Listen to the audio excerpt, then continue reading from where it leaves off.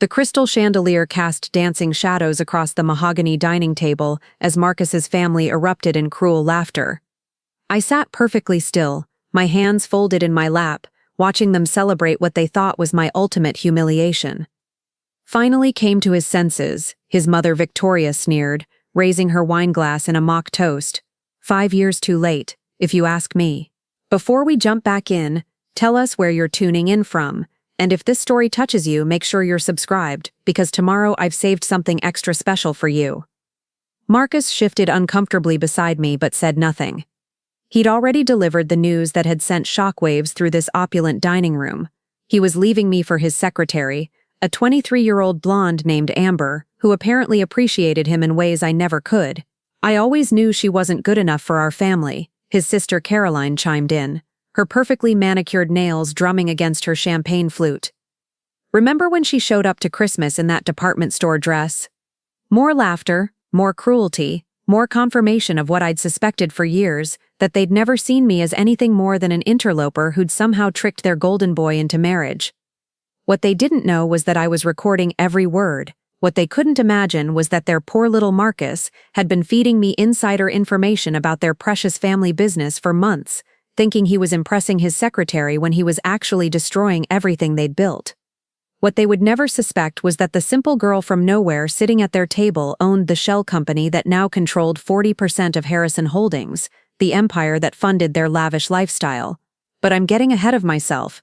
Let me start from the beginning. From the day I first walked into their world and they made the fatal mistake of underestimating me. 5 years earlier, I'd been working as a financial analyst at a mid-tier investment firm when Marcus Harrison walked into our offices. Tall, handsome, with that easy confidence that comes from never having to worry about money, he was everything my working-class background had taught me to be suspicious of. He was meeting with our team about a potential acquisition. His family's company was looking to expand their manufacturing holdings. I was the junior analyst assigned to compile the preliminary reports, invisible in my modest suit and practical shoes. Preparing and narrating this story took us a lot of time, so if you are enjoying it like this video, it means a lot to us. Now back to the story. "And you are?" he'd asked when I'd handed him a folder of documents. "Elena Rodriguez," I'd replied, meeting his eyes steadily. "I prepared the financial analysis you requested. What happened next surprised me.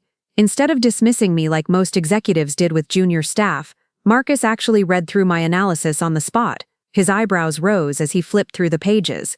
"This is incredibly thorough," he said, looking up at me with genuine interest. "You caught discrepancies that my own team missed." That was the beginning. Over the next few weeks, as the acquisition talks progressed, Marcus made a point of requesting my input specifically. Coffee meetings turned into dinner dates. Professional discussions became personal conversations, and within 6 months, I found myself swept into a world I'd only ever seen in magazines. The Harrison family owned Harrison Holdings, a conglomerate built over 3 generations that encompassed everything from manufacturing to real estate to technology investments. They lived in a mansion in the most exclusive part of the city, belonged to country clubs that required recommendations from multiple board members, and moved in circles where my parents' combined annual income wouldn't cover a single charity gala ticket. Marcus seemed different from his family, though. He talked about wanting to modernize the business, to move away from the old boy network mentality that had defined Harrison Holdings for decades. He spoke passionately about innovation, about bringing fresh perspectives to traditional industries. I fell for it. I fell for him. Our engagement was a small affair. Marcus insisted on something intimate, claiming he wanted our relationship to be about us, not about impressing his family's social circle. I should have recognized it as the first red flag, the first sign that he was already ashamed of me. The wedding was held at the Harrison estate, a sprawling property that had been in the family for over a century. Victoria Harrison wore white to her son's wedding, a choice that didn't escape the notice of the society photographers who covered the event. The message was clear: no one would ever be worthy of her son. "She's very earnest," I overheard Caroline telling one of her friends during the reception. Marcus always did have a soft spot for charity cases, but Marcus defended me then, or at least I thought he did. "Elena's brilliant," he'd say when family members made their subtle digs. "You should see what she can do with a financial model." For the first year of our marriage, I genuinely believed we were building something together. Marcus brought me into Harrison Holdings as a financial consultant, and I threw myself into the work with the enthusiasm of someone who'd finally found her place in the world. I streamlined their accounting processes, identified inefficiencies in their supply chains, and developed investment strategies that increased their portfolio returns by 23% in my first year alone. The numbers spoke for themselves, even if the family remained coldly polite. It was during my second year at Harrison Holdings that I began to notice the patterns, important meetings that I wasn't invited to, despite being responsible for the financial analysis, strategic decisions made without consulting me, even when they directly impacted areas I'd been managing, subtle redirections whenever I suggested innovative approaches that might challenge the traditional way of doing things. "They need time to warm up to you," Marcus would say when I brought up my concerns. "Change is hard for old money families. They'll come around." But they never did. If anything, the walls grew higher as my contributions to the company became more valuable. The more successful I became, the more resentful they seemed to grow. The breaking point came during our third year of marriage, at a board meeting where I was presenting a proposal for diversifying into emerging technologies. I'd spent months researching market trends, analyzing potential partnerships, building financial models that demonstrated how Harrison Holdings could position itself at the forefront of several rapidly growing industries. "This is all very interesting, dear," Victoria had said when I finished my presentation, her tone making it clear that she found it anything but interesting. "But I think we should stick to what we know. Harrison Holdings has succeeded for 3 generations by being conservative and careful. With all due respect, Mrs. Harrison," I'd replied, keeping my voice steady, "conservative and careful won't protect us from disruption. The industries we're invested in are changing rapidly, and if we don't adapt—" "Elena," Marcus interrupted, and the way he said my name, sharp, apologetic, embarrassed, told me everything I needed to know about where his loyalties lay. "Maybe we should table this for now. Give everyone time to process." The proposal was never brought up again. That night, I made a decision that would change everything. If the Harrisons wanted to play the game of insider versus outsider, if they were determined to treat me as a threat rather than an asset, then I would become the threat they feared. I started my own shell company the next day. LR Investments appeared on paper to be a small venture capital firm focused on emerging technologies. In reality, it was my weapon of choice in a war that only I knew was being fought. Using my maiden name initials and a business address in a different state, I began making strategic investments that seemed completely unrelated to Harrison Holdings. A software company here, a manufacturing startup there, small percentages in businesses that appeared to be outside the Harrison family's sphere of interest. But I wasn't investing randomly. Every acquisition was carefully calculated, every partnership strategically chosen. I was building a network, creating connections that would eventually converge in ways the Harrisons would never see coming. My advantage was simple. I understood their business better than they did. For 3 years I'd been analyzing their operations, identifying their weaknesses, mapping their supplier relationships and client dependencies. I knew where they were vulnerable, and more importantly, I knew they were too arrogant to recognize their vulnerabilities. The work was painstaking and required absolute secrecy. I maintained my role at Harrison Holdings, continuing to provide excellent analysis and strategic recommendations while simultaneously building the infrastructure that would eventually allow me to manipulate their business from the shadows. Marcus never suspected anything. If anything, he seemed relieved that I'd stopped pushing for major changes at Harrison Holdings. He interpreted my newfound acceptance of the status quo as me finally understanding my place in the family hierarchy. "You're fitting in so much better now," he told me one evening as we dressed for another family dinner. "Mother even said you seemed more settled lately." Settled, as if I were a wild animal that had finally been domesticated. I smiled and nodded, adjusting the understated jewelry that marked me as appropriately modest for a Harrison family gathering. "I've learned a lot about how things work in your family." More than he could possibly imagine. By our 4th year of marriage, LR Investments controlled strategic positions in 17 companies that either supplied materials to Harrison Holdings or competed with their subsidiaries. None of the positions were large enough to trigger disclosure requirements, but collectively they gave me significant influence over the business ecosystem that the Harrison empire depended on. I also began documenting everything. Every family dinner conversation where they discussed business matters, every casual comment Marcus made about board decisions or strategic plans, every piece of insider information that flowed freely in their presence because they'd never considered that the quiet wife in the corner might be listening with the ears of a competitor. The irony was delicious. They trusted me so little that they never thought to distrust me. The plan might have taken years more to execute if Marcus hadn't handed me the perfect opportunity on a silver platter. It happened on a Tuesday evening in November, exactly 1 month before the dinner where everything would change. I was working late in my home office, the small room Marcus had grudgingly allowed me to convert when I'd insisted on having space for my little consulting projects, when he burst in without knocking. "Elena, you'll never guess what happened today," he said, his eyes bright with excitement and alcohol. He'd clearly come straight from another happy hour with his colleagues. "Tell me," I said, minimizing the LR Investments files I'd been reviewing and turning to face him with an expression of interested attention. "Harrison Holdings is about to make the biggest acquisition in company history," he announced, loosening his tie with the satisfied air of someone who'd just closed a major deal.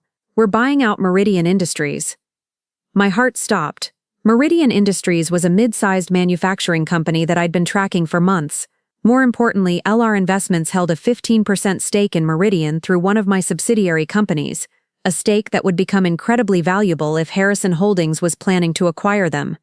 "That's wonderful, honey," I managed, keeping my voice level. "How did that come about?"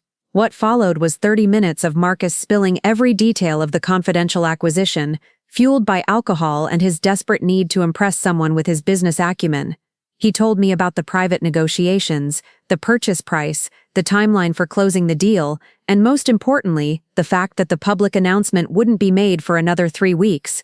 He was literally handing me insider information that could make me millions while giving me advance warning about a move that would significantly strengthen Harrison Holdings' market position. "You can't tell anyone about this, obviously," he said as he finished his story. "This kind of information could move markets if it got out." "Of course not," I assured him. "Your secrets are safe with me." All of them. That night, after Marcus passed out in our bed, I sat in my office making careful calculations. The Meridian acquisition would indeed strengthen Harrison Holdings, but it would also create new vulnerabilities, dependencies on supplier relationships that LR Investments could influence, integration challenges that could be exploited, and debt structures that could be manipulated. More immediately, my stake in Meridian would generate enough profit to fund the next phase of my plan, direct action against Harrison Holdings itself. I had 3 weeks to position myself perfectly, 3 weeks to set the stage for the final act of a drama that the Harrison family didn't even know they were performing in. The next morning, I woke up next to my husband and smiled at him over breakfast, discussing our plans for the upcoming holidays while secretly calculating exactly how much his family's empire would be worth once I was finished with it. "Your mother called about Christmas dinner," I mentioned, spreading jam on my toast with careful precision. "She wanted to know if we're bringing anything." "Just yourself," Marcus replied absently, scrolling through his phone. "Though maybe wear that blue dress she liked, the one that's not so, you know." Not so what? Not so expensive? Not so attention-seeking? Not so much evidence that I had taste and money of my own? "Of course," I agreed. "I want to make sure I fit in." By Christmas, fitting in would be the least of their concerns. As Marcus left for work that morning, kissing me goodbye with the distracted affection of a man whose mind was already on bigger things, I allowed myself a moment of genuine anticipation. 23 days until the Meridian announcement. 28 days until Christmas dinner. And sometime between those 2 dates, I would begin the carefully orchestrated destruction of everything the Harrison family had built. They thought they knew who I was. The quiet wife who'd learned her place, the grateful outsider who'd finally accepted their charity, the simple girl who'd gotten lucky enough to marry above her station. They were about to discover just how wrong they could be. But first, I had a shell company to restructure, and a marriage to end on my terms. After all, when you're planning to burn down an empire, it's important to make sure you're not standing inside it when the flames begin. The Meridian Industries acquisition announcement hit the financial news exactly 3 weeks later, sending shockwaves through the manufacturing sector and boosting Harrison Holdings' stock price by 12% in a single day. I watched the market reaction from my home office, sipping coffee while my LR Investments holdings in Meridian generated a profit of $4.2 million. Not bad for a simple girl from nowhere. Marcus came home that evening practically floating with excitement, his chest puffed out with the pride of someone who thought he'd pulled off the deal of the century. "Did you see the news?" he asked, pouring himself a celebratory scotch. "The market's going crazy. Financial Times called it a masterstroke of strategic positioning." Congratulations, I said, looking up from my laptop with the appropriate expression of wifely admiration. Your family must be thrilled. They are, he confirmed, settling into his leather armchair. Father's already talking about expanding into European markets next year. Mother's planning some kind of celebration party. I made interested noises while internally calculating how the European expansion would create new vulnerabilities I could exploit. The Harrisons were drunk on their success, which meant they'd be careless about their next moves. Speaking of celebrations, Marcus continued, there's a board meeting next week to discuss the integration timeline. They want me to present the operational synergies analysis. Another opportunity. Marcus always practiced his presentations with me, treating me like his personal focus group while never realizing he was giving me detailed intelligence about Harrison Holdings' strategic plans. I'd love to help you prepare, I offered. You know how much I enjoy working on financial projections. The next week unfolded exactly as I'd anticipated. Marcus spent 3 evenings walking me through every aspect of the Meridian integration plan, from supply chain modifications to personnel restructuring to new client acquisition strategies. He valued my input because I had a talent for spotting potential problems, never suspecting that I was also identifying opportunities for sabotage. You always see the angles I miss, he said after our final practice session. Sometimes I think you understand business better than some of our board members. If only he knew. The real work began after Marcus left for his board meeting. Using the intelligence he'd unknowingly provided, I spent the day executing trades through LR Investments that would position me perfectly for the next phase of my plan. I bought strategic stakes in 3 of Meridian's key suppliers, companies that Harrison Holdings would now depend on for critical components. I invested in 2 of their smaller competitors, firms that could potentially disrupt the newly expanded operations if properly funded and directed. Most importantly, I acquired a significant position in Hartwell Financial, the investment bank that Harrison Holdings used for their major transactions. Each purchase was carefully structured through different subsidiary companies, layered through offshore holding entities and trust arrangements that would make it nearly impossible to trace back to me.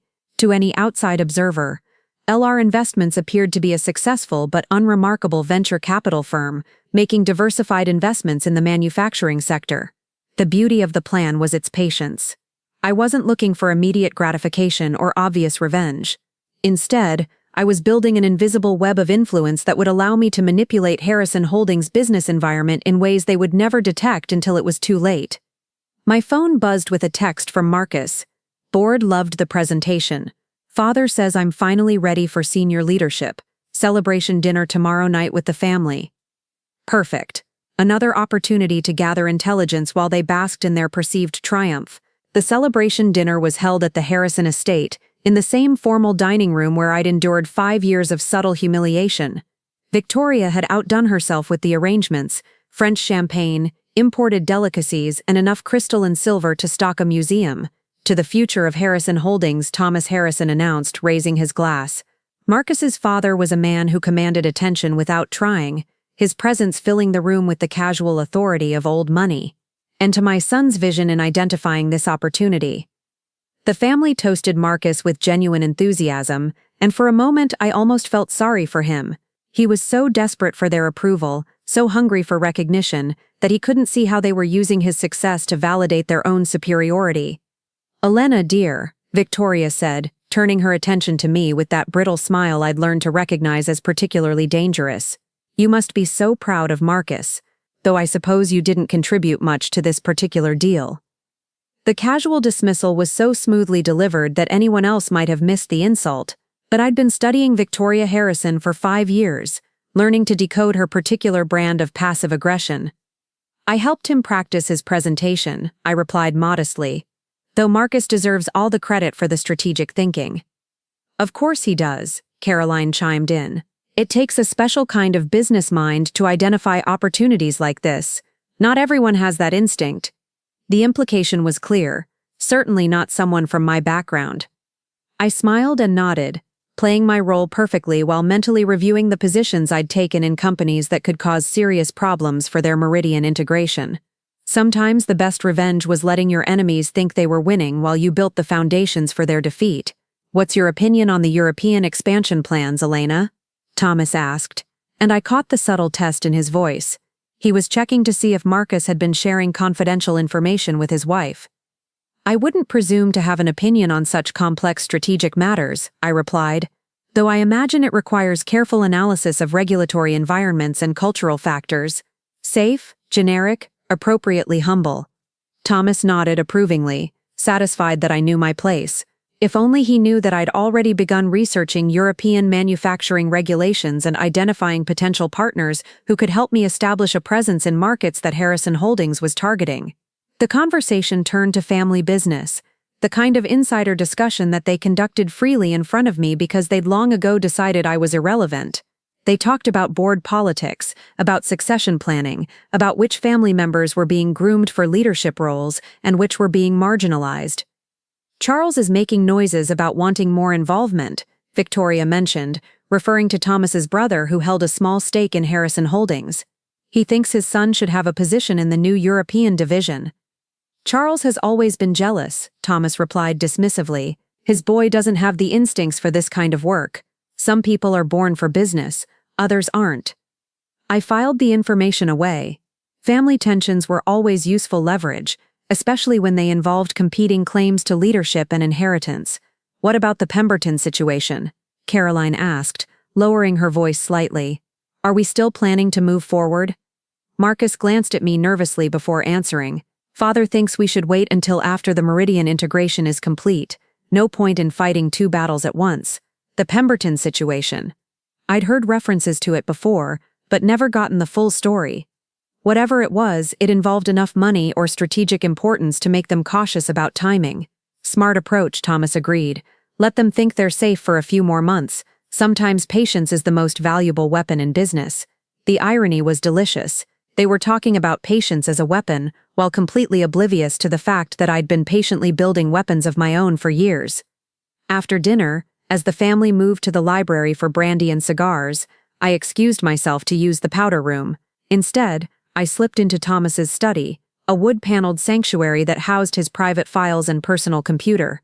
The room was a shrine to Harrison family history, with portraits of previous generations looking down from the walls and awards spanning 3 decades of business success displayed on custom shelving.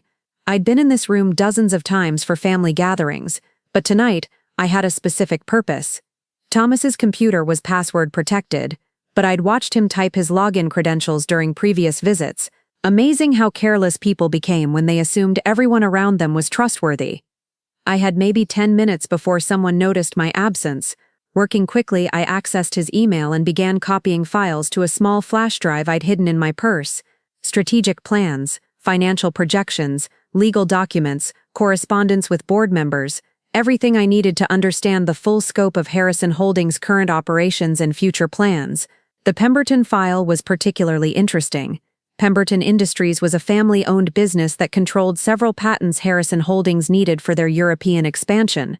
Thomas had been orchestrating a hostile takeover, using a combination of financial pressure and legal challenges to force the Pemberton family to sell at below-market prices. It was exactly the kind of ruthless business practice that the Harrison family excelled at, and exactly the kind of vulnerability I could exploit. "Elena," Marcus's voice called from the hallway. "Are you all right?" "Just finishing up," I called back, ejecting the flash drive and slipping it back into my purse. "I'll be right there." I rejoined the family in the library, settling into my usual chair with the same quiet smile I'd worn for 5 years. The men were discussing golf, the women were planning charity events, and everyone was basking in the glow of their recent success. "We should do this more often," Victoria said as the evening wound down. "Family celebrations are so important, don't you think, Elena?" "Absolutely," I agreed. "It's wonderful to see everyone so happy." Marcus drove us home in comfortable silence, his hand resting on my knee as he hummed along to the radio. He was in the best mood I'd seen him in months, energized by his family's approval and excited about his growing role in the business. "I've been thinking," he said as we pulled into our driveway. "Maybe it's time we started talking about children. Now that my position at the company is more secure, we could afford to think about expanding our family." Children, the ultimate symbol of commitment, the final proof that I belonged in the Harrison dynasty. 6 months ago, the suggestion might have filled me with hope. Tonight it just reminded me how completely Marcus misunderstood our relationship and our future. "That's something to consider," I replied neutrally. "Though maybe we should focus on your career momentum for now. You don't want to get distracted just when things are going so well. He squeezed my hand, interpreting my deflection as supportive rather than strategic. You're right, always thinking ahead. That's one of the things I love about you. That night, as Marcus slept beside me, I sat in my office reviewing the files I'd stolen from his father's computer. The scope of Harrison Holdings' operations was even larger than I'd realized, with tentacles reaching into industries and markets I hadn't fully mapped. But more importantly, I now understood their weaknesses. The Pemberton situation wasn't just about patents, it was about a critical technology that Harrison Holdings needed to compete in European markets. If the Pemberton takeover failed, it would derail their entire expansion strategy. I spent the rest of the night researching Pemberton Industries, learning everything I could about their business, their family dynamics, and their financial situation. By dawn, I had the outline of a plan that would not only save the Pemberton family from Harrison Holdings' predatory tactics, but would also position LR Investments as a power broker in the emerging conflict. The beauty of chess is that while your opponents are focused on their immediate moves, you can be planning combinations that won't become apparent until the endgame. The Harrison family thought they were playing checkers, making simple moves to capture obvious pieces. They had no idea I'd been playing chess all along. Over the next 2 weeks, I began implementing what I privately called Operation Pemberton. Using intermediaries and shell companies, I made contact with the Pemberton family, offering them exactly what they needed to resist Harrison Holdings' pressure tactics, alternative financing, legal support, and most importantly, a strategic partnership that would make their patents more valuable than ever. The approach was delicate. I couldn't reveal my connection to Harrison Holdings or my true identity. Instead, LR Investments presented itself as a venture capital firm interested in supporting family-owned businesses against corporate raiders. We specialize in helping traditional companies modernize while maintaining their independence, my representative explained to Robert Pemberton during their initial meeting. We believe your patents could be the foundation for a much larger business than Harrison Holdings is offering to pay for. The offer was compelling. LR Investments would provide immediate capital to help Pemberton Industries fight the takeover attempt, plus strategic support to help them develop their patents into a standalone business that could command 10 times what Harrison Holdings was offering. More importantly, I made sure the Pemberton family understood exactly what kind of company Harrison Holdings was, sharing carefully selected examples of their previous acquisitions and what had happened to the families who'd been forced to sell. They have a pattern, my representative explained. They identify vulnerable family businesses, create artificial pressure through legal challenges and market manipulation, then swoop in with lowball offers disguised as generous rescues. Within a week, Robert Pemberton had signed a strategic partnership agreement with LR Investment. Harrison Holdings' hostile takeover had just run into an unexpected obstacle, and they had no idea where it had come from. The phone call came on a Thursday evening.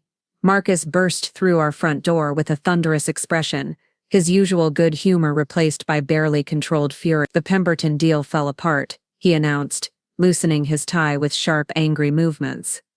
Some venture capital firm came out of nowhere and offered them a partnership that completely undermines our acquisition strategy. That's terrible, I said, looking up from my book with appropriate concern. What will your family do now? Father's furious. The European expansion depended on those patents. And now we're back to square one. Marcus poured himself a drink with shaking hand. 5 months of work down the drain because some nobody firm decided to play white knight. I made sympathetic noises while internally celebrating the first major victory in my war against Harrison Holdings. The Pemberton situation wasn't just a failed acquisition. It was a strategic setback that would cascade through their other plans, creating delays and additional costs that would strain their resources. Maybe this is an opportunity to explore other options, I suggested gently. Sometimes when one door closes, a better one opens. Marcus just shook his head bitterly. You don't understand. This isn't just about one deal. Father had promised the board that European expansion would drive next year's growth. Now he looks weak and there are already whispers about whether he's losing his edge. Perfect. Internal pressure within Harrison Holdings would make them more likely to take risks, to make desperate moves that would create additional vulnerabilities. I could explain. But the real satisfaction came from knowing that somewhere across town, the Pemberton family was celebrating their victory over corporate predators, completely unaware that their salvation had come from the wife of one of those predators. Sometimes the best revenge was simply being the hero in someone else's story while remaining the villain in your own. As December approached and the Christmas dinner that would change everything drew nearer, I reflected on how perfectly the pieces were falling into place. The Harrison family thought they were dealing with random business setbacks and market forces. They had no idea they were being systematically outmaneuvered by someone who'd been studying them for 5 years, someone who understood their weaknesses better than they understood them themselves. But the Pemberton victory was just the opening move. The real game was about to begin. Amber Reyes walked into our lives on a snowy Tuesday in early December, clicking across the Harrison Holdings lobby in designer heels that probably cost more than most people's monthly rent. I watched her through the security cameras I'd gained access to months earlier, studying the way she moved with calculated confidence toward the executive elevator. 23 years old, marketing degree from a state school, ambitious enough to angle for a position as Marcus's personal secretary despite having no relevant experience. What she lacked in qualifications, she made up for in other assets that were immediately apparent to anyone with eye. I knew about Amber before Marcus did. My surveillance network within Harrison Holdings had flagged her application the moment it crossed his desk, complete with background checks, social media analysis and psychological profiling that would have impressed intelligence agents. Amber Reyes was exactly what I'd been waiting for. "We've got a new secretary starting Monday," Marcus mentioned over dinner that evening, his tone carefully casual. Victoria thought it would be good to have someone dedicated to supporting the European expansion project. Victoria's involvement was interesting. Marcus's mother had never shown interest in staffing decisions before, which meant this hire served a purpose beyond administrative support. "That's nice," I replied, cutting my salmon with precise movements. "Anyone I know." Young woman, fresh out of college, eager to learn. Marcus was avoiding eye contact, focusing intently on his wineglass. "I'm sure she'll work out fine." The next morning I made sure to be in the Harrison Holdings building for a routine consultation meeting, timing my arrival to coincide with Amber's first day. I wanted to observe their initial interactions, to understand the dynamics that Victoria had orchestrated. From my position in the executive conference room, I had a clear view of Marcus's office through the glass walls that he'd insisted on for transparency and collaboration. The irony wasn't lost on me. Amber's introduction to Marcus was a masterclass in calculated charm. She managed to be both professional and subtly flirtatious, deferential yet confident, creating an immediate dynamic that had Marcus's full attention. Within an hour he was explaining company history to her with the enthusiasm of someone who rarely found such an engaged audience. "She seems eager to learn," I observed to Sarah Chen, the HR director who'd become one of my few allies in the company. Sarah glanced toward Marcus's office and lowered her voice. "That's one way to put it." Victoria personally recommended her, which raised some eyebrows. We had more qualified candidates. More qualified but not more strategically useful. Victoria Harrison was many things, but she wasn't stupid.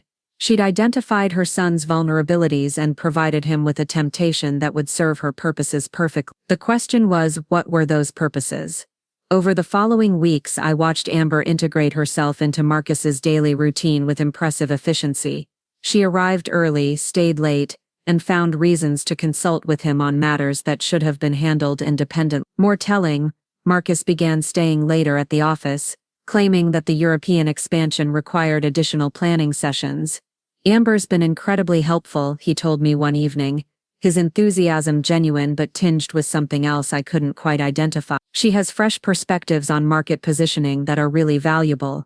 Fresh perspectives, from someone whose marketing experience consisted of internships and part-time retail work. I began tracking their interactions more closely, using the building's security system to monitor their meetings and document their growing familiarity. What I discovered was both predictable and useful. Marcus was falling for the oldest trap in corporate America, and Amber was playing her role with Academy Award-worthy skill. But the more I observed, the more I realized that Amber's performance was too polished, her manipulation too sophisticated for someone supposedly fresh out of college. This wasn't amateur hour. This was a professional operation. I ran deeper background checks through private investigators, digging into Amber's history beyond what a standard employment screening would reveal. What I found confirmed my suspicions. Amber Reyes had connections to a boutique consulting firm that specialized in corporate intelligence and strategic manipulation. Victoria hadn't just hired a secretary, she'd hired a weapon.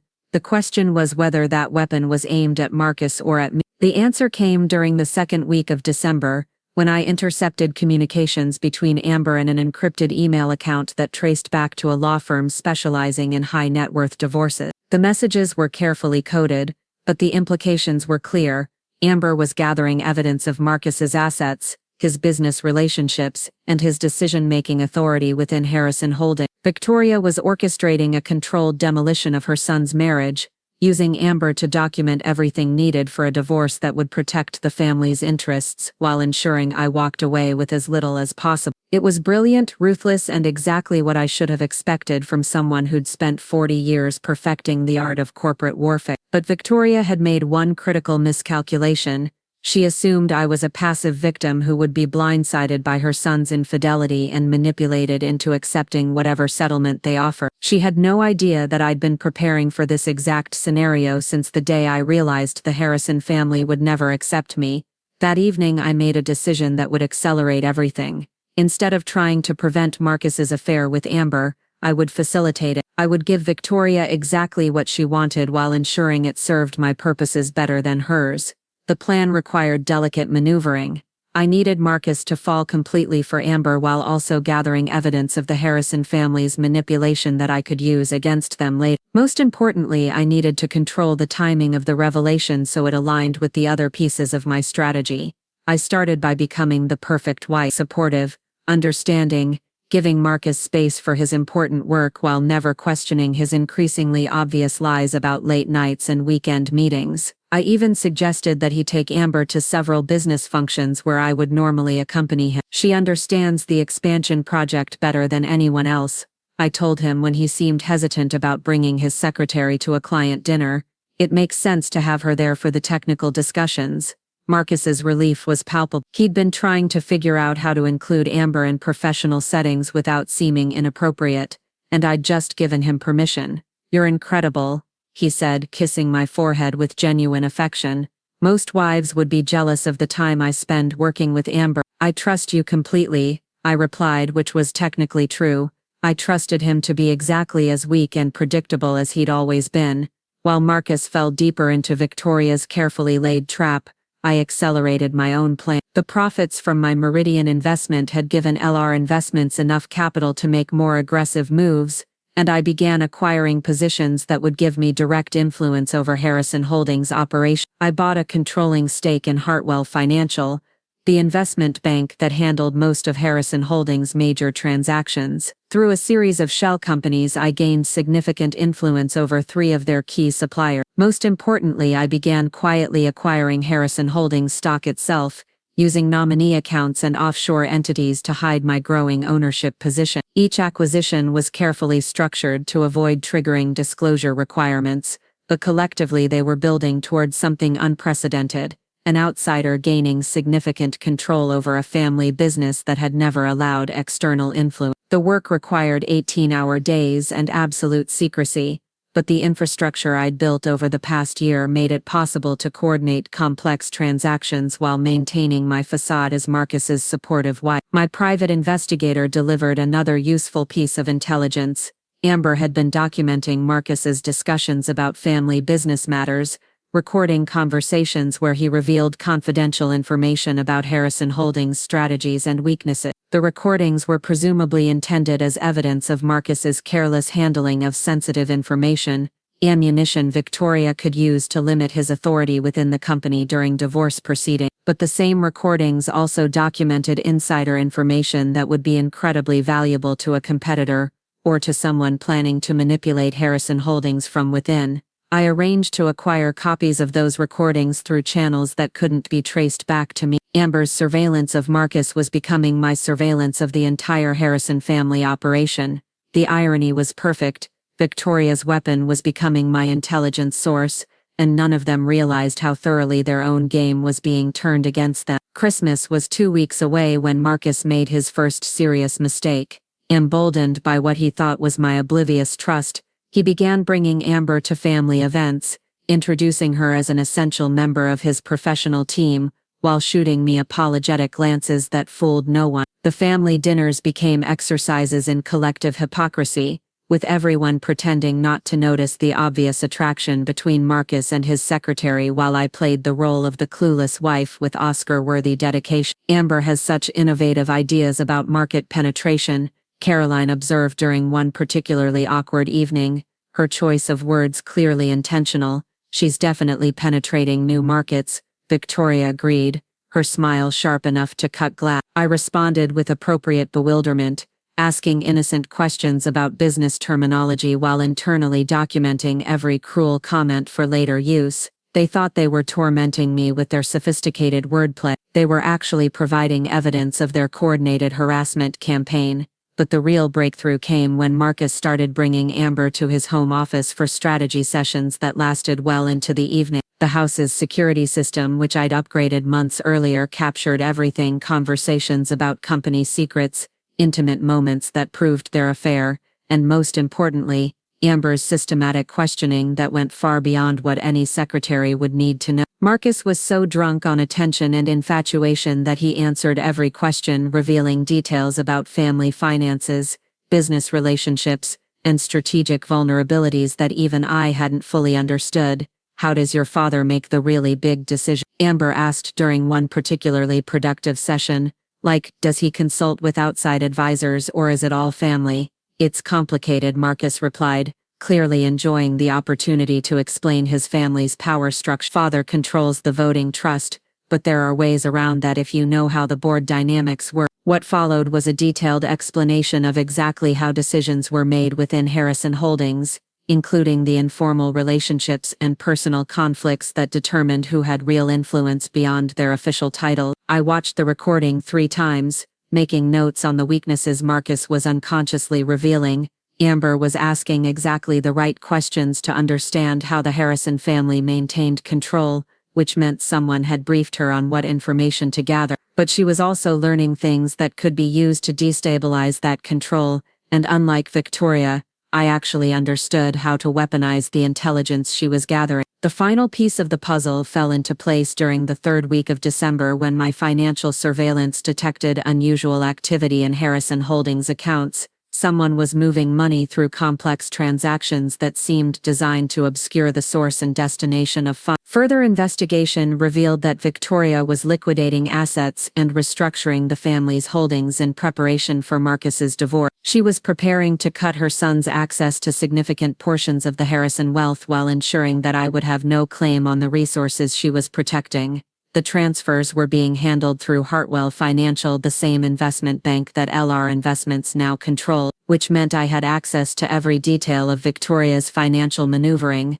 plus the ability to influence how those transactions were executed. I made a few discrete adjustments to the transfer procedures, introducing delays and complications that would prevent Victoria from completing her asset protection strategy before Christmas. If she wanted to use the holiday gathering to humiliate me with Marcus's affair, she would have to do it before she'd finished securing the family's finances. Meanwhile, I accelerated my own preparation. LR Investments made final adjustments to our Harrison Holdings stock position, acquired additional supplier relationships, and prepared the documentation that would reveal the true scope of my influence over their business operations. The trap was Victoria's weapon was in position, aimed at her own son as much as at me. Marcus was completely compromised, both personally and professionally, and the entire Harrison family was about to discover that the woman they'd underestimated for 5 years had been playing a completely different game than the one they thought they were winning.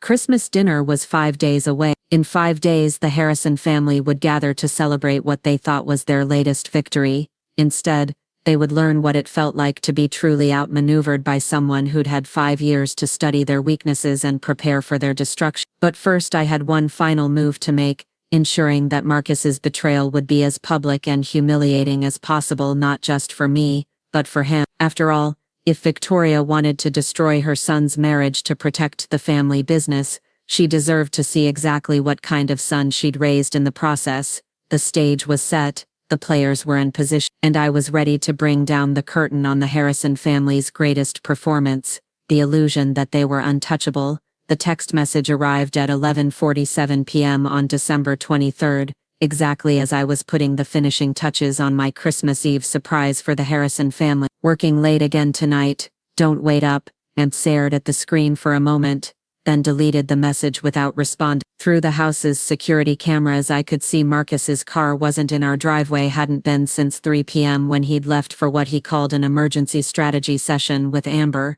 What he didn't know was that I'd been tracking his location through the GPS in his company car. At that very moment he was at the Grandview Hotel, specifically in Suite 412, which had been reserved under Amber's name for the past 3 nights. I pulled up the hotel's surveillance footage on my laptop. The Grandview's security system had been surprisingly easy to access once I'd acquired a consulting contract with their parent company through one of LR Investments' subsidiaries. There was Marcus, walking hand in hand with Amber through the hotel lobby, both of them laughing at some private joke. They looked genuinely happy together, which somehow made what I was about to do feel both more justified and more devastating. My phone buzzed with another message, this one from Victoria. "Looking forward to tomorrow's celebration. I do hope you'll wear something festive." The woman's talent for passive aggression was truly remarkable. Even her holiday wishes carried undertones of superiority and barely concealed mockery. I typed back, "Wouldn't miss it for the world. I have some surprises planned." If she only knew. Christmas Eve morning arrived with the kind of crystalline winter clarity that made everything seem sharper, more defined. I woke early and spent an hour in my home office making final preparations for what would be the most important performance of my life. The evidence was compiled and ready, financial records proving my control over key Harrison Holdings suppliers, documentation of Marcus's affair with professionally shot photographs and authenticated recordings, proof of Victoria's manipulation campaign including her hiring of Amber through the consulting firm, and most importantly legal documents that would reveal the true scope of LR Investments' influence over Harrison Holdings. But the centerpiece of my presentation would be something none of them expected, a complete reconstruction of the Harrison family's financial empire, showing exactly how vulnerable they'd become while focusing on what they thought were my weaknesses. Marcus returned home at 8 a.m., his clothes wrinkled and his explanation predictably weak. "The hotel has better conference facilities," he said, avoiding eye contact while fumbling with his tie. "We needed somewhere quiet to finalize the European presentation." Of course, I agreed, handing him a cup of coffee with a gentle smile.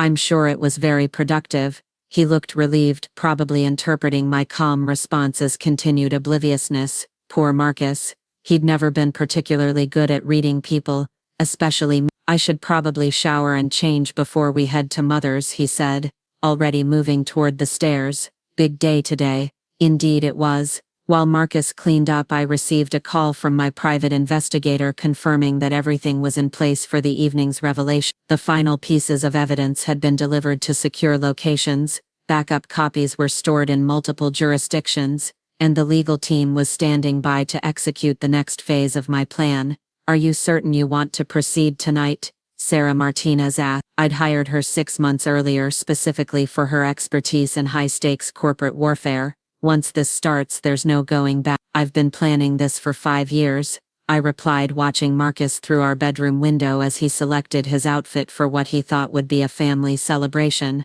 There was never going to be any going back. The Harrison estate looked like something from a holiday magazine, with garlands draped along the grand staircase and a Christmas tree that probably cost more than most people's cars. Victoria had outdone herself with the decorations, creating an atmosphere of seasonal elegance that would make the evening's revelations even more dramatically effective. We arrived at 4 p.m., fashionably on time for cocktails before dinner. I'd chosen my outfit carefully, a deep emerald dress that was elegant but not ostentatious, expensive enough to show I had taste but modest enough to maintain my image as the appropriately humble daughter-in-law. "Alina, darling," Victoria greeted me with air kisses that didn't quite touch my cheeks. "You look lovely. That color suits you." "Thank you," I replied. "You've outdone yourself with the decorations. Everything looks magical." Thomas stood by the fireplace holding court with several family friends and business associates who'd been invited to witness what they thought would be a routine holiday gathering. I recognized most of them: board members, major clients, social connections who formed the backbone of the Harrison family's power network. Perfect. The more witnesses the better. Marcus worked the room with practiced ease, accepting congratulations on the Meridian acquisition, while smoothly deflecting questions about the failed Pemberton deal. He was in his element, surrounded by people who validated his sense of importance and belonging. Caroline approached with her husband David, both of them radiating the satisfied smugness of people who thought they were about to witness someone else's humiliation. "How are you holding up?" Caroline asked with false sympathy. "Marcus has been working such long hours lately. It must be difficult for you." "I'm very proud of how dedicated he is," I replied. "He's been putting in extra time with his new secretary to make sure the European expansion succeeds." Caroline's eyes glittered with malicious delight. "Yes, we've heard about Amber, such a capable young woman." The subtext was obvious and I responded with appropriate confusion. "She does seem very professional.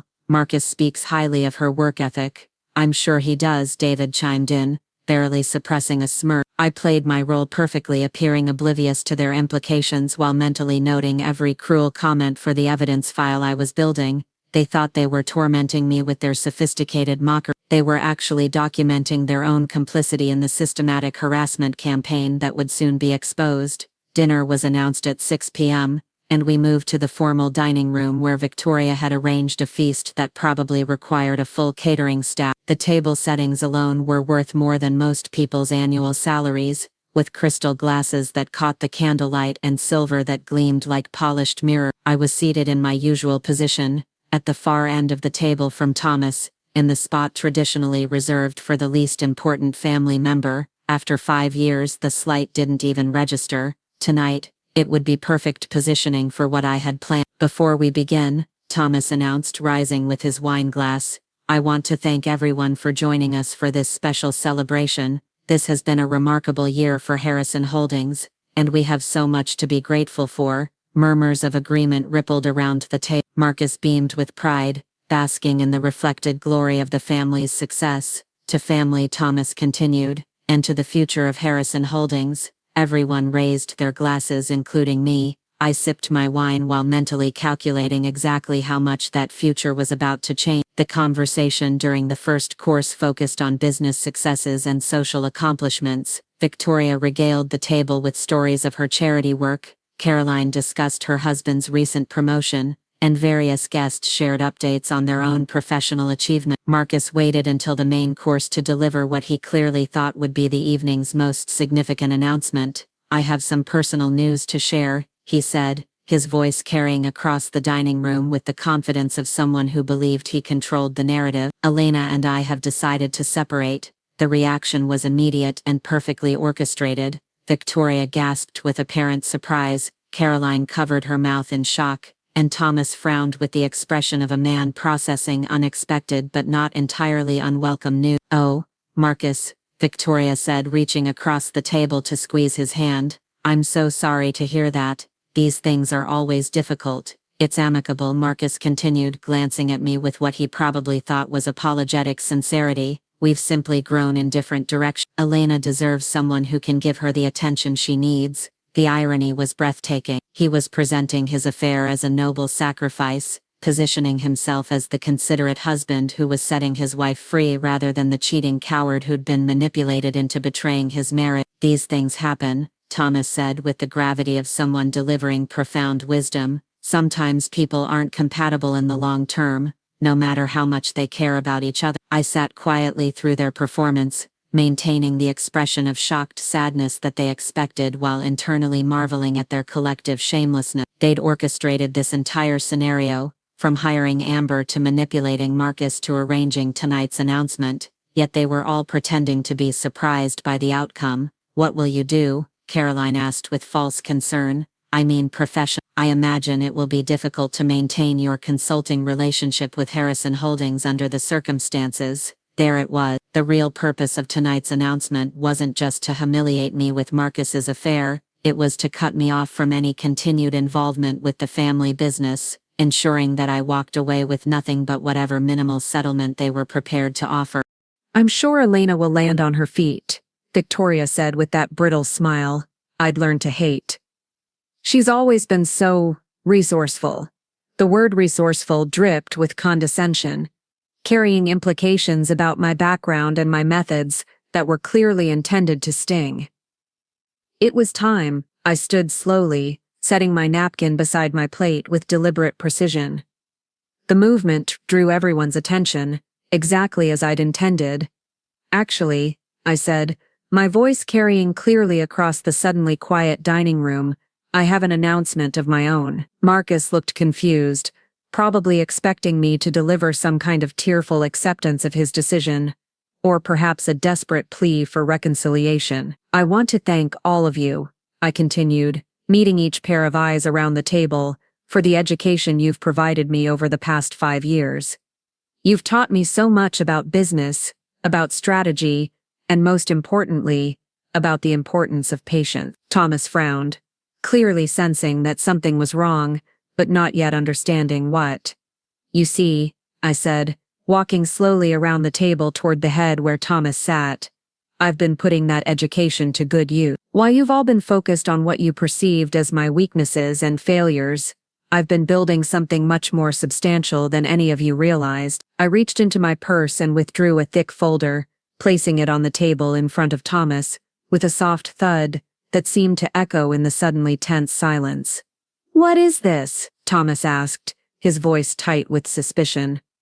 "Documentation," I replied simply. "Proof of every acquisition, every strategic position, every carefully planned move I've made over the past 3 years. You might want to start with the summary on page 1. Thomas opened the folder with hands that weren't quite steady. His face went white as he read the first page, then progressively more pale as he flipped through the supporting documentation. "This is impossible," he whispered. "What is it, Father?" Marcus asked, rising from his chair. "She owns us," Thomas said, his voice hollow with disbelief. "LR Investments, it's her. She controls 43% of our suppliers, owns significant positions in our competitors, and has—" He looked up at me with something approaching awe. "How long have you been planning this?" "Since the day Caroline called me a charity case at your Christmas party 4 years ago," I replied calmly. "Since the moment I realized that no matter what I contributed to this family or this business, you would always see me as someone who didn't belong." Victoria stood abruptly, her chair scraping against the floor. "You can't do this. Marcus is family. The business stays in the family." "You're absolutely right," I agreed. "The business should stay in the family. That's why I'm divorcing Marcus, not the other way around." I reached into my purse again and withdrew a second set of documents, placing them in front of Marcus with the same deliberate precision. "Divorce papers," I explained, as he stared at them in shock, "filed this afternoon, along with evidence of your affair with Amber Reyes, documentation of your mother's role in orchestrating that affair, and proof of systematic harassment and discrimination that I've endured from this family for 5 years." The dining room erupted in chaos. Victoria began shouting about lawsuits and lawyers. Caroline was frantically whispering to her husband, and Marcus just sat staring at the papers, as if they might disappear if he looked at them long enough. But Thomas was still reading through my documentation with the focused intensity of someone who understood exactly how thoroughly he'd been outmaneuvered. "The European expansion," he said finally. "The Pemberton deal, that was you. Among other things, Did you really think a family that built their fortune by underestimating their competition wouldn't eventually face someone who'd studied that weakness?" I walked back to my original seat and sat down, folding my hands in my lap exactly as I had at the beginning of the evening. "Now," I said, my voice cutting through the chaos with quiet authority, "shall we discuss the terms of Harrison Holdings' future, or would you prefer to wait until the SEC investigation begins tomorrow morning?" The silence that followed my SEC threat lasted exactly 14 seconds. I counted each one while watching the Harrison family process the complete reversal of their carefully orchestrated evening. Thomas closed the folder with deliberate slowness, his weathered hands trembling slightly as he processed the magnitude of what I'd revealed. "You're bluffing," he said finally, but his voice lacked conviction. I reached for my phone and placed it on the table, speaker facing up. "Sarah, are you there?" "Yes, Miss Rodriguez," came the crisp voice of my attorney through the phone's speaker. "The documentation has been filed with the SEC as scheduled. The investigation will begin with market opening on December 26th, unless alternative arrangements are made. Victoria's face had progressed from pale to ashen. This is extortion. No, I corrected gently. This is business, the same kind of business your family has conducted for 3 generations, except this time you're not the ones holding all the cards. Marcus finally found his voice, though it came out as a strangled whisper. Elena, we can work this out. You don't understand what you're doing to the family. I turned to face him fully for the first time since delivering my revelation. I understand perfectly. I'm doing exactly what your family would do if our positions were reversed. The only difference is that I've been more thorough in my preparation. What do you want? Thomas asked, his businessman's instincts finally overriding his shock. That's a better question, I acknowledged. First, I want a complete audit of Harrison Holdings' books, conducted by independent forensic accountants. Second, I want a formal investigation into the harassment and discrimination I've documented over the past 5 years. Third, I want Marcus removed from any operational role in the company. You can't, Caroline began.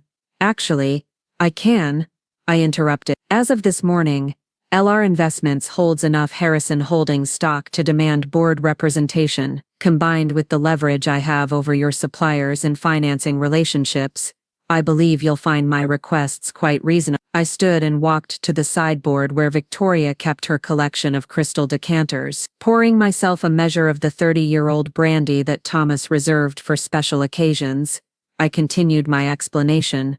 But more than anything else, I want acknowledgement. For 5 years, this family has treated me like an unwelcome intruder who somehow tricked her way into your world. You've mocked my background, dismissed my contributions, and systematically undermined my position within the company I helped build. I took a sip of the brandy, savoring both the taste and the symbolism. Well, congratulations. You've succeeded in making me feel unwelcome, so unwelcome in fact, that I've decided to take my talents elsewhere. Elsewhere?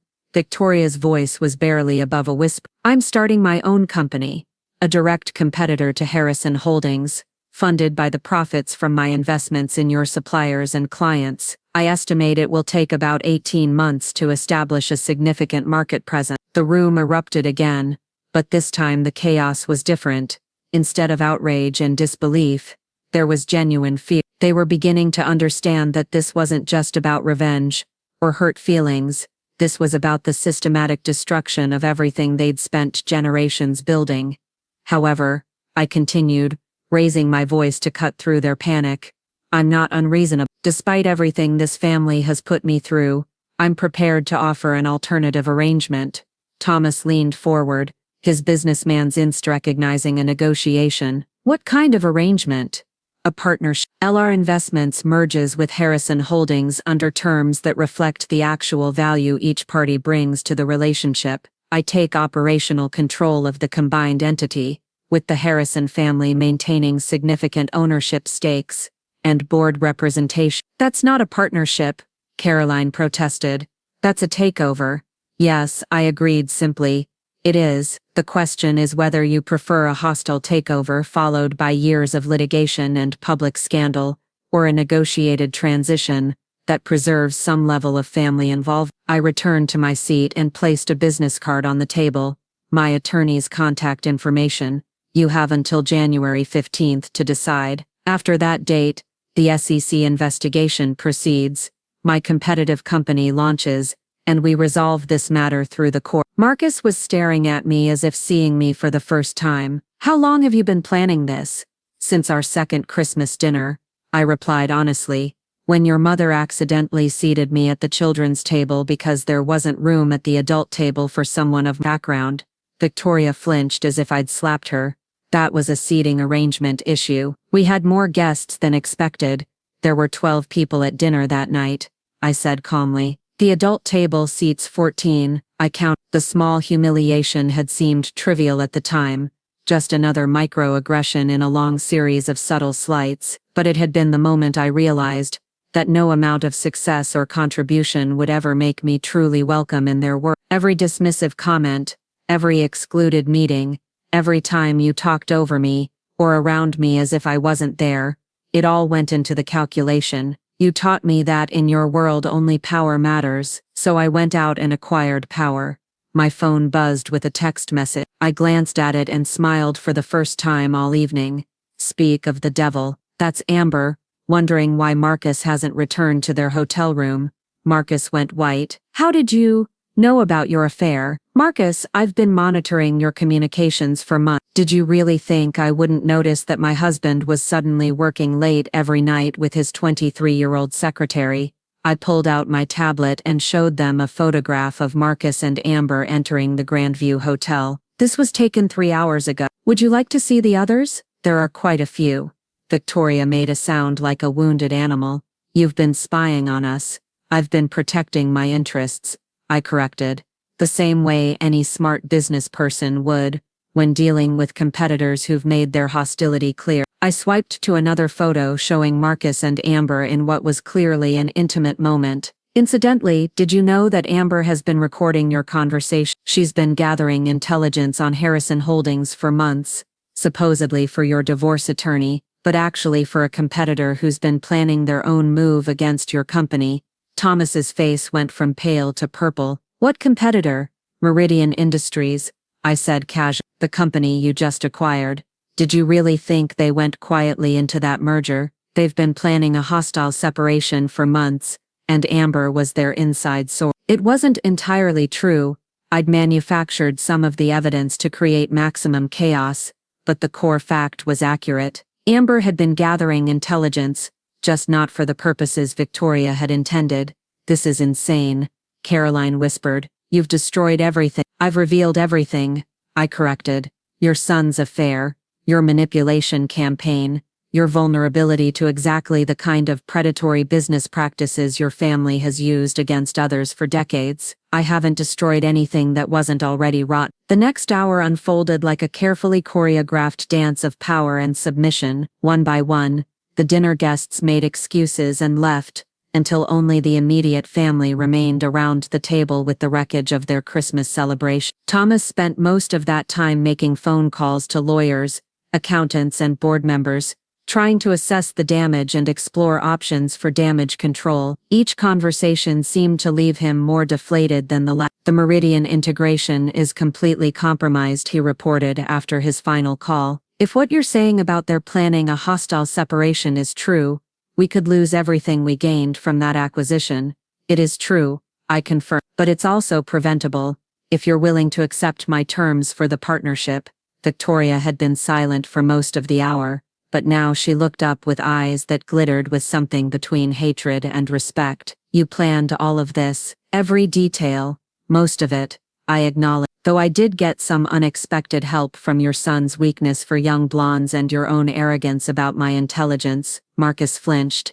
Elena, I never meant for any of this to happen. The thing with Amber, it just developed. Nothing just develops, Marcus. Amber was hired specifically to seduce you, on your mother's instructions, as part of a plan to manipulate our divorce in your family's favor. The only reason you don't know that is because you were too self-absorbed to question why a marketing consultant with no relevant experience was suddenly the perfect choice for your personal secretary.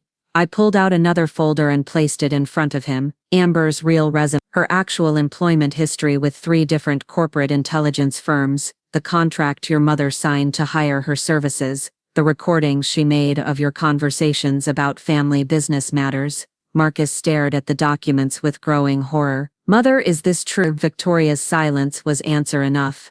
So let me make sure I understand the situation, I said, standing and walking to the head of the table where Thomas sat, surrounded by legal documents and financial projections. You hired a professional to seduce your son. She succeeded, but also betrayed you by working for your business rivals. Your son revealed company secrets to someone he thought was his mistress but was actually a spy. And all of this was happening while I was systematically acquiring control over your business infrastructure. I leaned down and spoke directly into Thomas's ear, my voice barely above a whisper but carrying clearly in the silent room. Tell me, Mr. Harrison, in your expert opinion, who played this game better? The negotiation that followed was swift and brutal. With their options limited and their vulnerabilities exposed, The Harrison family had little choice but to accept terms that would have been unthinkable just hours earlier. LR Investments would merge with Harrison Holdings in a deal that gave me operational control while preserving significant ownership stakes for the family. Marcus would be removed from any decision-making role but would retain his trust fund and board position. Victoria would step down from her unofficial advisory role but would keep her social positions and charitable commitment. Most importantly, there would be no SEC investigation, no public scandal, and no criminal charges related to the various ethical lapses and illegal activities I'd documented over the year. "You're being remarkably generous," Thomas observed as we concluded the preliminary agreement at nearly midnight. "Most people in your position would want complete revenge." "Revenge is expensive and time-consuming," I replied. "I prefer justice, which is simply ensuring that consequences match actions. You treated me like an outsider, so I became one. You dismissed my value, so I proved it elsewhere. You tried to manipulate my marriage, so I ended it on my terms. I gathered my documents and prepared to leave the scene of my greatest triumph. Besides, complete revenge would mean destroying the company I helped build and leaving hundreds of employees without jobs. That's not justice, that's just cruelty." As I reached the dining room door, Victoria called out one final question: "What happens now? What happens to us?" I turned back to face the family that had never accepted me, noting how diminished they looked surrounded by the remnants of their interrupted celebration. "Now you learn to work for someone you spent 5 years trying to exclude," I said simply. "Consider it an educational opportunity." "I certainly did." Marcus stood as I prepared to leave. "Elena, wait, can we talk private?" I looked at my soon-to-be ex-husband, this man who'd been so eager to throw away our marriage for a woman who'd been manipulating him from the beginning. "We'll have plenty of time to talk during the divorce proceedings. My attorney will be in touch about the custody arrangements for the company. The company, Harrison Holdings, is like a child, Marcus. It needs responsible parents to guide its development. Since you've proven incapable of that responsibility, I'll be taking primary custody. You'll have visitation rights, assuming you follow the rules I established." I walked out of the Harrison estate and into the crisp Christmas morning air, leaving behind 5 years of humiliation, and a family that had finally learned the cost of underestimating someone they should have embraced. Behind me I could hear the murmur of desperate voices planning damage control and trying to salvage what remained of their power, but their time for planning was over.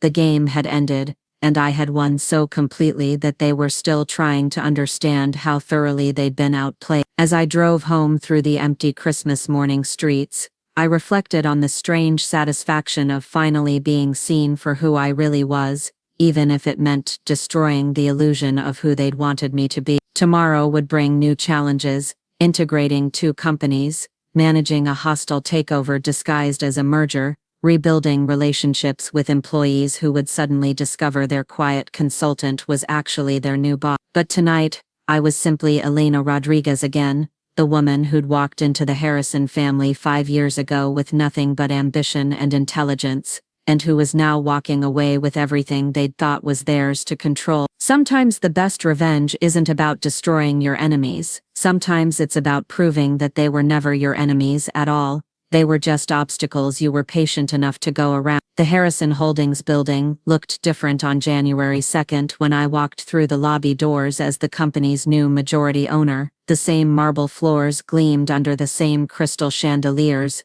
but the atmosphere had shifted in ways that were both subtle and profound. Security guards who'd barely acknowledged me for 5 years now nodded respectfully as I passed. Employees who'd learned to speak carefully around Marcus's wife were suddenly very interested in making direct eye contact. Word traveled fast in corporate environments, and news of the Christmas Eve takeover had spread through every department like wildfire. "Ms. Rodriguez," the receptionist called out as I approached the executive elevator. "Mr. Harrison, Thomas Harrison, asked to see you when you arrived." Of course he did. The past week had been a whirlwind of legal negotiations, press management and strategic planning as we worked to finalize the merger agreement while keeping the details out of the business media. Thomas had probably spent every waking hour trying to find loopholes in our arrangement.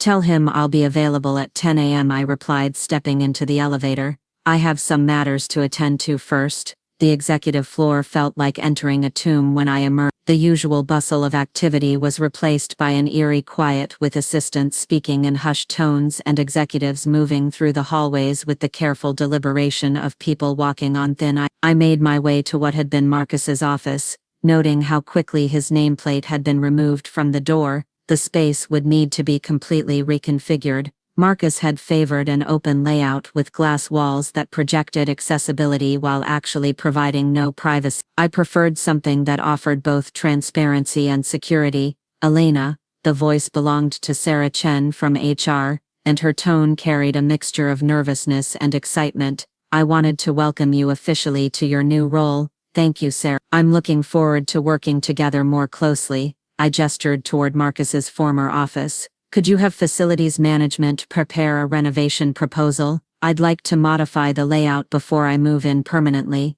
Of course. And she hesitated, clearly weighing whether to voice whatever was on her mind. There are several employees who've requested meetings with you, people who've had concerns about workplace issues but felt they couldn't address them through previous channels. A polite way of saying they couldn't trust Marcus or his family to address problems that might reflect poorly on Harrison Holdings' management culture. Schedule them, I said immediately. Anyone who wants to meet with me should have that opportunity. Start with the most senior people who've had concerns, then work down by seniority and urgency of issues. Sarah's relief was visible. Thank you. There are quite a few people who've been waiting for this kind of opportunity. I wasn't surprised. 5 years of observing Harrison Holdings from the inside had shown me that Marcus and his family's leadership style created an environment where problems were buried rather than solved and loyalty was more valued than competence. My first official meeting was with Jennifer Walsh, the head of product development who'd been systematically marginalized despite consistently delivering innovative solutions that drove company growth. She entered my temporary office with the cautious posture of someone who'd learned to expect disappointment from executive interactions. Jennifer, please sit down, I said, gesturing to the chair across from my desk. I've been reviewing your project portfolio, and I wanted to discuss some of the initiatives that were paused under the previous management structure. Her eyes widened slightly. You know about those? I know about all of the sustainable manufacturing process that could reduce production costs by 30%, the AI-driven quality control system that was shelved because it would require retraining existing staff, the partnership opportunity with the European tech firms that was rejected because it didn't fit the traditional Harrison Holdings business model. Jennifer leaned forward, her professional caution giving way to genuine enthusiasm. Those projects could revolutionize our entire approach to manufacturing. The sustainable process alone would position us as industry leaders in environmental responsibility. Then let's make that happen, I said simply. I want you to dust off those proposals and prepare implementation timelines, full budget authority,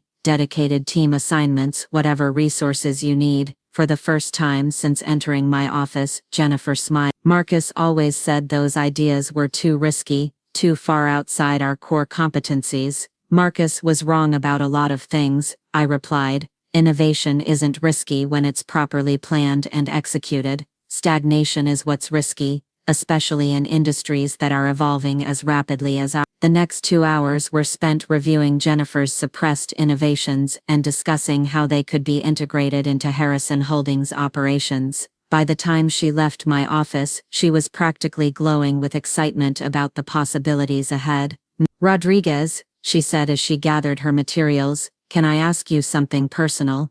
Of course. How long have you been planning to take over the company? I considered the question carefully. I've been planning to fix the company for about 3 years. The takeover was just the most efficient method available. After Jennifer left, I had similar conversations with 6 other department heads who'd been marginalized or ignored under the Harrison family's leadership. Each meeting revealed another layer of wasted potential, another example of how the family's arrogance and resistance to change had been stifling the company's growth. By noon, I had a comprehensive picture of everything that needed to be reformed, restructured, or eliminated entirely. The scope of necessary changes was enormous, but so was the potential for improvement. Thomas Harrison arrived at my office precisely at 10 a.m., accompanied by 2 lawyers and an accountant. He looked like he'd aged a decade in the past week, his usually perfect appearance showing signs of strain and sleepless nights. "Alina," he said, settling into the chair across from my desk with the careful movements of someone trying to project competence while feeling numb. "I wanted to discuss the transition timeline and some concerns about operational continuity." "What concerns?" I asked, though I could guess. Thomas was probably terrified that I would immediately fire everyone with the Harrison name and bring in my own management team. "Several board members have expressed worry about maintaining client relationships during the leadership change. Some of our oldest customers have been working with Harrison Holdings for decades. They value stability and continuity." "They'll have both," I assured him. "I have no intention of making dramatic changes just for the sake of change, but I also won't maintain inefficient practices just because they're traditional." One of his lawyers leaned forward. "What about family involvement in company operation?" "The merger agreement guarantees board representation, but it's less clear about day-to-day management roles. Family members who demonstrate competence and add value will have roles appropriate to their abilities," I said evenly. "Family members who don't will be transitioned to positions where they can't cause damage." Thomas's jaw tightened. "And who determines competence?"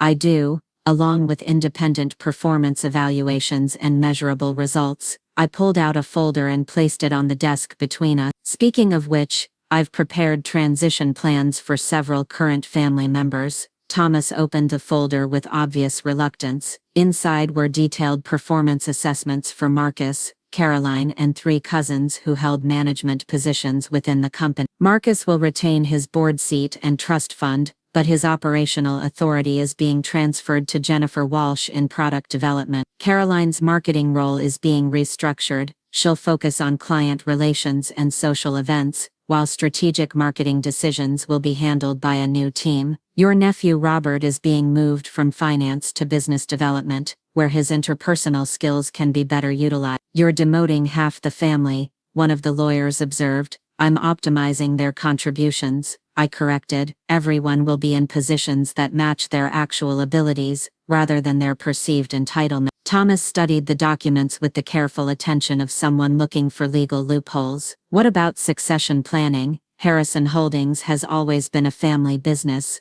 It still will be, but future family involvement will be based on merit, not birthright. If the next generation wants leadership roles, they'll need to earn them through education, experience, and demonstrated competence." I stood and walked to the window overlooking the city, watching the midday traffic flow through streets that looked different from this high. "Thomas, your family built something impressive here. 3 generations of growth, thousands of jobs, significant community impact, but you also built a culture that resisted change and punished innovation. That's not sustainable in today's business environment. And you think you can do better?" His voice carried a mixture of challenge and genuine curiosity. "I think I already have been doing better for the past 3 years. Every efficiency improvement, every cost reduction, every successful client acquisition that Marcus took credit for, those were my strategies implemented through intermediaries and shell company. I've been running significant portions of this business from the shadows, while you thought I was just a consultant who got lucky." The silence that followed was broken by Thomas's accountant clearing his throat. "The financial projections for the merger look quite promising. If these efficiency improvements can be scaled across all operations, they can," I confirmed. "And they will be. That's the difference between managing for quarterly results and building for long-term growth." The afternoon brought a series of meetings with major clients, each carefully orchestrated to introduce me as the new leadership, while maintaining the continuity that Thomas had been worried about. Most of the reactions were positive. Several clients admitted they'd been frustrated with Harrison Holdings' slow adaptation to changing market conditions. "Finally," said Margaret Thompson from our largest manufacturing contract, "someone who understands that innovation drives profitability, not the other way around." The most interesting conversation was with David Chen, CEO of Chen Industries, who'd been considering terminating their 15-year relationship with Harrison Holdings due to what he diplomatically called strategic misalignment. "I've been watching your consulting work for the past 2 years, he told me during our private meeting. "The supply chain optimizations you implemented saved us $3 million annually. When I tried to discuss expanding that partnership with Marcus, he seemed more interested in traditional approaches that would have generated fees than innovative solutions that would have created value.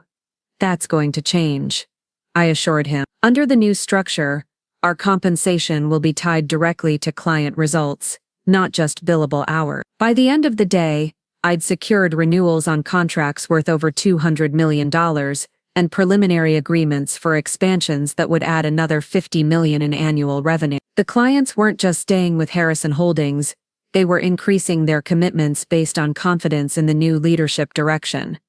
Marcus appeared at my office door at 6 p.m., after most of the staff had left for the day. He looked different, smaller somehow, without the swagger that had defined his professional persona for years.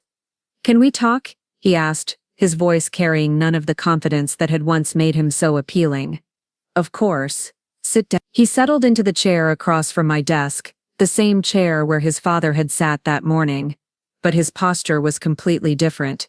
Where Thomas had projected wounded authority, Marcus simply looked lost.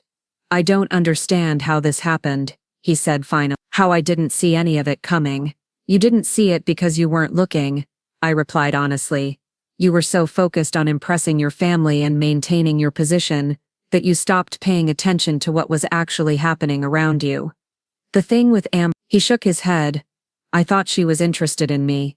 I thought someone finally saw something in me that wasn't just about the Harrison name.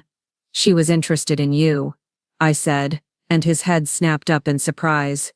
"Just not for the reasons you thought. She saw someone who could be manipulated into revealing confidential information.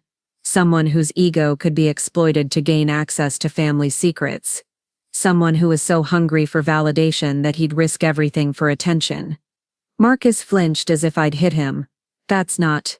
I wasn't." "Marcus, you told a woman you'd known for 3 weeks about the Meridian acquisition before it was publicly announced. You brought her to family dinners where business matters were discussed. You gave her access to your office computer and company files. What did you think was going to happen?" He was silent for a long moment, staring at his hands. "I thought I was in love. You were in love with the idea of being desired for yourself rather than your family name.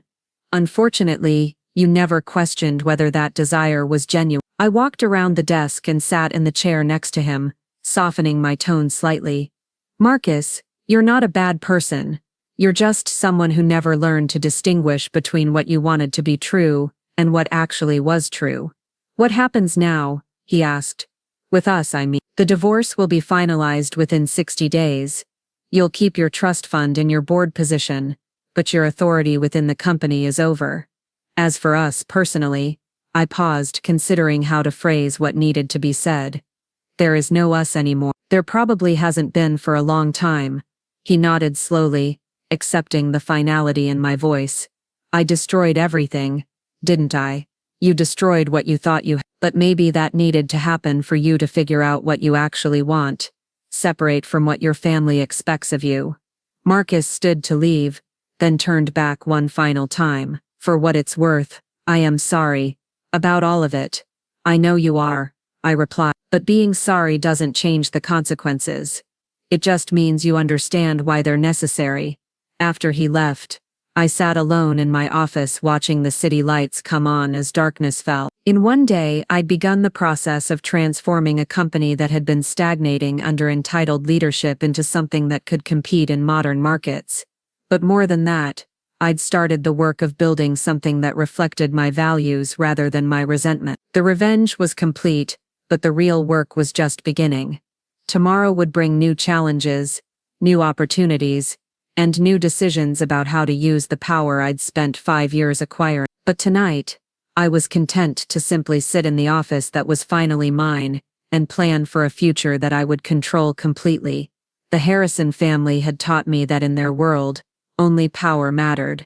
They'd been right about that lesson, but wrong about who would ultimately master it. 6 months later, the boardroom of Harrison Holdings looked vastly different from the stuffy wood-paneled chamber where the Harrison family had conducted business for 3 generations. Gone were the intimidating portraits of stern-faced patriarchs and the heavy furniture designed to make visitors feel small. In their place, modern conference technology, ergonomic seating, and floor-to-ceiling windows that flooded the space with natural light. I stood at the head of the table, reviewing the quarterly reports that would be presented to shareholders in an hour. The numbers told a story that would have been impossible to imagine just 6 months ago. Revenue up 47%, operational efficiency improved by 32%, employee satisfaction at an all-time high, and client retention rates that were the envy of the industry. The European expansion is ahead of schedule, Jennifer Walsh reported, her confidence a stark contrast to the nervous woman who'd first entered my office in January. The sustainable manufacturing processes are exceeding projected cost savings, and we've received inquiries from 6 additional markets. Outstanding work, I replied, making notes on my tablet. What about the integration challenges we discussed last month? Result: the local teams have adapted to our systems faster than anticipated, probably because we actually listened to their input instead of imposing arbitrary American business practices. Around the table, department heads who'd been marginalized under the previous regime now presented their achievements with genuine enthusiasm. The transformation hadn't been easy. Several old guard employees had resigned rather than adapt to new performance standards, but those who remained had flourished under leadership that valued results over politics. The Pemberton partnership has exceeded all projections, David Martinez from Business Development announced. Their patents have generated $12 million in licensing revenue this quarter alone, and the joint ventures are attracting attention from major players across 3 industries. I smiled, remembering how Thomas Harrison had once dismissed the Pemberton deal as a strategic necessity rather than an opportunity. Under the Harrison family's approach, they would have acquired the patents through hostile takeover and buried the innovation potential. Instead, the partnership had created value for everyone involved while establishing Harrison Holdings as an industry leader in collaborative innovation. What about family transition issues? I asked, addressing the elephant that still occasionally lurked in corners of the organization. Sarah Chen from HR consulted her notes. Caroline has adapted well to her new role in client relations. Her social connections and event management skills are perfectly suited to the position, and client feedback has been uniformly positive. She seems much happier working with people rather than spreadsheets. Caroline Harrison had initially resented her demotion from strategic marketing to client relations, but had gradually discovered that she was actually quite talented at relationship management, when freed from responsibilities that had never suited her analytical limitations. Thomas has been collaborating effectively with the advisory board, Sarah continued. His institutional knowledge is valuable for strategic planning, and he's stopped undermining new initiatives. The former patriarch of Harrison Holdings had undergone perhaps the most dramatic transformation of all. Stripped of operational authority, but retained as a strategic advisor, Thomas had been forced to contribute actual wisdom rather than simply wielding inherited power. To everyone's surprise, including his own, he'd proven quite effective in that role. And Marcus? I asked, though I already knew the answer. Still adjusting, Sarah replied diplomatically. He attends board meetings as required and votes responsibly on major decisions, but he's distant from day-to-day operations. Marcus had taken his exile from operational leadership harder than anyone else in the family. While Caroline had found new purpose and Thomas had discovered unexpected satisfaction in advisory work, Marcus seemed lost without the authority he'd never really earned in the first place. Our divorce had been finalized in March with minimal drama. The prenuptial agreement he'd insisted upon had protected my assets while leaving him with exactly what he'd brought to the marriage. The irony hadn't been lost on either of us. He's been seeing a therapist, Sarah added quietly, and he's enrolled in business courses at the university. Apparently he wants to understand what he missed the first time around. I nodded, feeling a complex mixture of sympathy and satisfaction. Marcus's fall from grace had been spectacular, but it had also been necessary. For the first time in his life he was being forced to confront his limitations, and actually work to improve himself. The boardroom door opened, and my assistant announced the arrival of the shareholders and board members for the quarterly meeting. I gathered my materials and took a moment to appreciate how completely the dynamics had shifted. 6 months ago, I'd sat in this same room as the dismissed wife of an incompetent executive, watching a family destroy their own legacy through arrogance and entitlement. Today, I would present results that proved their legacy was stronger under competent leadership than it had ever been under inherited privilege. The shareholders' meeting was a masterclass in professional validation. Investment analysts who had downgraded Harrison Holdings stock during the family's mismanagement were now recommending it as a strong buy. Institutional investors who had been considering divestment were increasing their position. Most satisfying of all, competitors who had written off Harrison Holdings as a declining old money operation were scrambling to understand how we'd become such a formidable threat. The transformation has been remarkable, commented Patricia Williams from Morgan Stanley during the Q&A session. What would you attribute this turnaround to?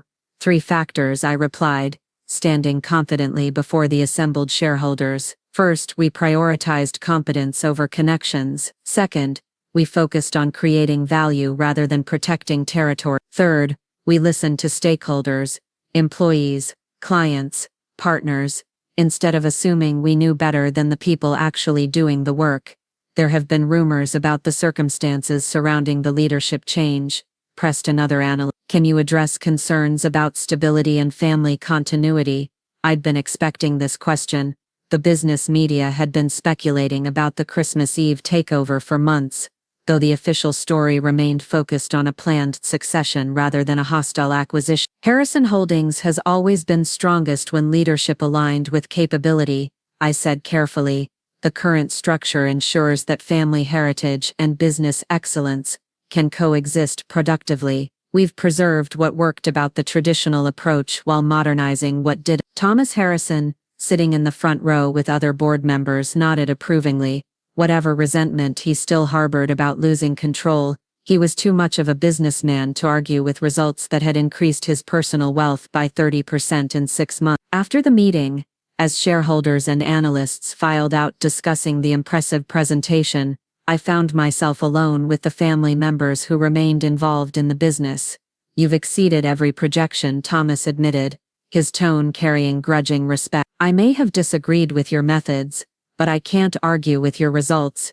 Your methods were necessary, Caroline added, surprising me with her honesty. We were stagnating, and we were too proud to admit it. Sometimes it takes an outsider to see what insiders refuse to acknowledge. Marcus had been silent throughout the meeting, but now he approached with the hesitant manner of someone attempting to rebuild a burned bridge. Elena, he said, using my first name for the first time since our divorce, could we speak privately? I considered the request, then nodded toward my office.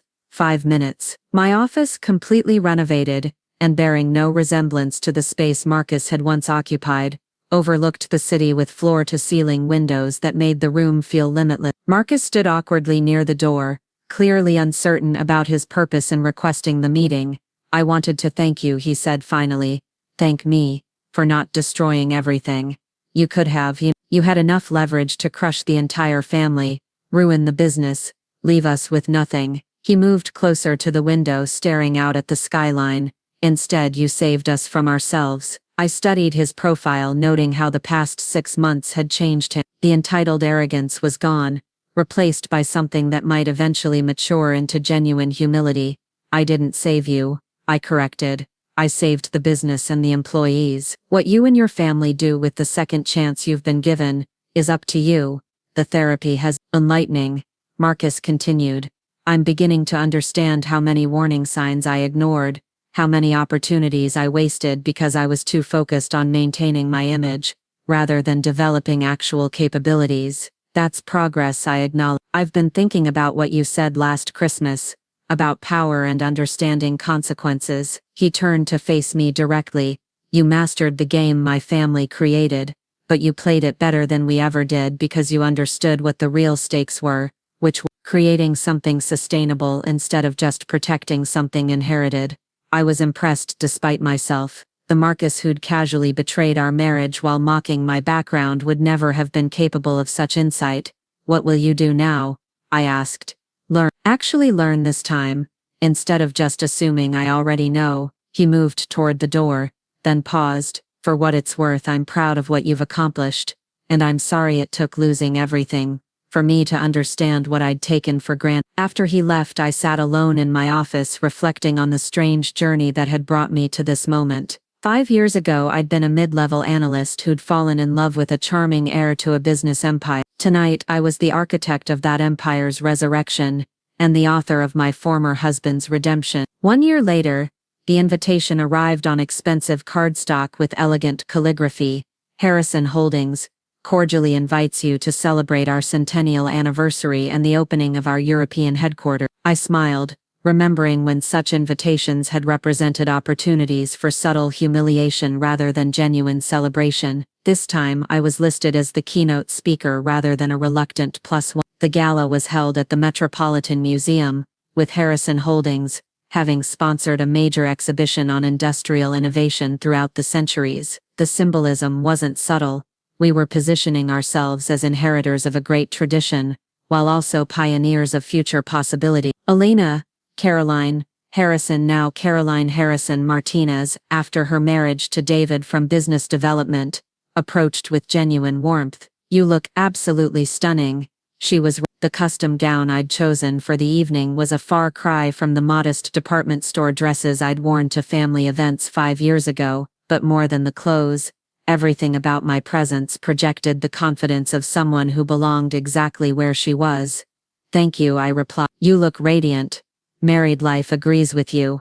Caroline's wedding 6 months earlier had been one of many signs that the Harrison family was adapting to their new reality. David Martinez had been a mid-level employee when I'd promoted him to business development, and his romance with Caroline had developed naturally as they worked together on client relations projects. Unlike Marcus's affair with Amber, this relationship was built on genuine compatibility and mutual respect. "Mother's here," Caroline said, gesturing toward the bar where Victoria Harrison was holding court with several major donors to her charitable organizations. "She's been asking about you." I made my way through the crowd, noting how many familiar faces now showed genuine deference rather than polite tolerance. Competitors who'd once dismissed Harrison Holdings were now studying our business model. Clients who'd been considering other options were expanding their partnerships with us. Industry publications that had written us off were featuring us on their cover. "Elena," Victoria greeted me with the same air kisses she'd perfected over decades of social events, but this time they seemed genuine rather than performative. "Congratulations on the evening. Everything looks magnificent." "Thank you. Your event planning expertise was invaluable in organizing this." It was true. Victoria's social connections and institutional knowledge had been crucial in arranging the museum venue and attracting the right mix of attendees. Like her children, she'd found new purpose when freed from roles that had never suited her actual abilities. "I wanted to apologize," Victoria said quietly, lowering her voice so our conversation couldn't be overheard, "for how I treated you. For the Christmas seating arrangements, the subtle insults, the way I orchestrated that business with Amber. You deserved better, and I was too threatened by your competence to acknowledge it." The apology was unexpected, and I realized unnecessary. Victoria's attempts to diminish me had ultimately provided the motivation I'd needed to surpass everything her family had achieved. "Apology accepted," I said simply. "But honestly, Victoria, your hostility did me a favor. If you'd embraced me from the beginning, I might never have developed the independence that ultimately benefited everyone." She laughed, a genuine sound rather than her usual practiced social response. "Leave it to you to find the silver lining in 5 years of family dysfunction." The keynote speech I delivered that evening became one of the most quoted addresses in business publications that year. Standing before an audience of industry leaders, government officials, and media representatives, I outlined a vision for Harrison Holdings that honored its past while embracing radical innovation. "Great companies aren't built by avoiding risk," I said, looking out at faces that included several competitors who'd tried to acquire Harrison Holdings during its period of weakness. "They're built by understanding the difference between reckless gambling and calculated innovation, between protecting privilege and creating value, between maintaining traditions and honoring the principles that made those traditions worth preserving." In the audience, I could see Thomas Harrison nodding approvingly. Marcus sat beside him, taking notes like the business student he'd become. Caroline and David held hands, representing the new generation of Harrison family leadership that would be based on partnership rather than domination. But the most satisfying moment came during the Q&A session, when a journalist asked about the Harrison Holdings miracle, and how other family businesses could achieve similar transformations. There was no miracle, I replied. There was just a recognition that competence matters more than connections, that innovation trumps tradition, and that sometimes the best way to preserve a legacy is to let someone outside the family take responsibility for its future. After the formal program ended, I found myself on the museum's terrace overlooking Central Park, taking a moment of quiet reflection amid the celebration. The city sparkled below, full of opportunities and challenges that would require continued vigilance and strategic thinking. Quite a journey, said a voice behind me. I turned to find Thomas Harrison approaching with 2 glasses of champagne. Indeed it has been, I agreed, accepting the glass. Any regrets? He asked. I considered the question seriously. None about the outcome, some about the methods that were necessary to achieve it. You gave us choices every step of the way, Thomas observed. We could have embraced your contributions from the beginning. We could have recognized your value instead of dismissing. We could have treated you as family instead of as a threat. And I could have been more direct about my concerns instead of building a shadow empire to address them. No, Thomas shook his head. You adapted to the environment we created. We forced you to become what we feared you were, and then you exceeded our worst nightmares while delivering our best possible outcome. We stood in comfortable silence, watching the city lights twinkle like earthbound stars. 2 people who'd once been locked in an undeclared war, now united in the shared success of something larger than either of their individual ambitions. What's next? Thomas asked. I smiled, thinking of the acquisition proposals on my desk, the expansion plans and development, the innovation projects that would define Harrison Holdings' next century. 2 years after that, the business school case study was titled, The Harrison Holdings Transformation, a Study in Strategic Patience and Competitive Intelligence. It had become required reading in MBA programs across the country, analyzing how a mid-level financial analyst had systematically acquired control of a family business through a combination of strategic investments, superior information gathering, and psychological manipulation. I was invited to guest lecture at Harvard Business School on a crisp October afternoon, addressing a classroom full of students who saw my story as either inspiration or cautionary tale, depending on their perspective. The most important lesson, I told them during the Q&A session, isn't about revenge or corporate warfare. It's about recognizing that power structures only seem permanent until someone demonstrates they're not. A student in the front row raised her hand. Do you think what you did was ethical? It was the question I'd been expecting, the one that business ethicists debated in academic journals and corporate boardrooms. I think what I did was necessary, I replied carefully. The Harrison family created a culture that rewarded incompetence and punished innovation. Left unchecked, that culture would have destroyed the company and hurt thousands of employees. I used the family's own methods against them, but I used them more effectively and with better long-term planning. But you also destroyed marriages, humiliated people who trusted you, and manipulated personal relationships for business advantage, pressed another student. Yes, I did. All of those things, I acknowledge, and I would do them again, because the alternative was allowing a corrupt system to continue hurting people who couldn't defend themselves. Sometimes the ethical choice isn't the one that makes you feel good about yourself. After the lecture, I walked across Harvard Yard, thinking about the strange legacy I'd created. Harrison Holdings was now worth 3 times what it had been under family management. Thousands of employees had better jobs, more opportunities, and greater security. Innovation was flourishing, clients were thriving, and the business was positioned for sustainable growth. But the cost had been a marriage, a family's illusions about themselves, and my own innocence about the price of justice in a world where power mattered more than fairness. My phone buzzed with a text from Jennifer Walsh, now the CEO of our European operations.